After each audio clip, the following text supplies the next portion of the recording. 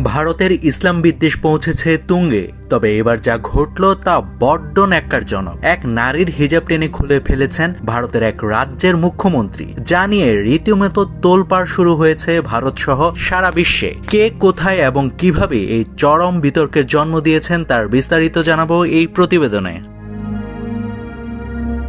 ভারতের বিহার রাজ্যের মুখ্যমন্ত্রী ও জনতা দল ইউনাইটেডের নেতা নীতিশ কুমার এক নারী চিকিৎসকের হিজাব টেনে নামিয়ে দিয়েছেন। সোমবার নবনিযুক্ত আয়ুষ চিকিৎসকদের নিয়োগপত্র বিতরণ অনুষ্ঠানে এ ঘটনা ঘটে, যার ভিডিও দ্রুতই সামাজিক যোগাযোগ মাধ্যমে ছড়িয়ে পড়ে।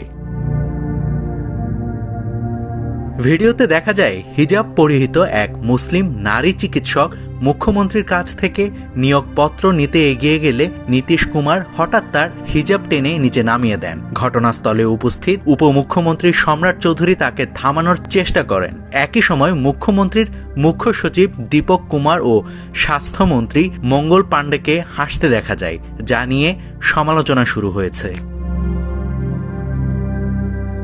ভিডিও প্রকাশ্যে আসার পর বিরোধী দলগুলো নীতিশ কুমারের আচরণকে নারীর সম্মান, ধর্মীয় স্বাধীনতা ও সাংবিধানিক অধিকারের পরিপন্থী বলে আখ্যা দেয়। কংগ্রেস ও AIMIM সহ একাধিক দল তার ক্ষমা চাওয়া ও পদত্যাগের দাবি তুলেছে। কেউ কেউ তার মানসিক স্থিতি নিয়েও প্রশ্ন তুলেছেন। অন্যদিকে নীতিশ কুমারের দল জেডি অভিযোগগুলো প্রত্যাখ্যান করে বলেছে বিষয়টি ইচ্ছাকৃতভাবে রাজনৈতিক উদ্দেশ্যে বিকৃত করা হচ্ছে। দলের পক্ষ থেকে দাবি করা হয়েছে এটি ছিল স্নেহপ্রসূত আচরণ, অপমানের উদ্দেশ্য এখানে মোটেই ছিল না।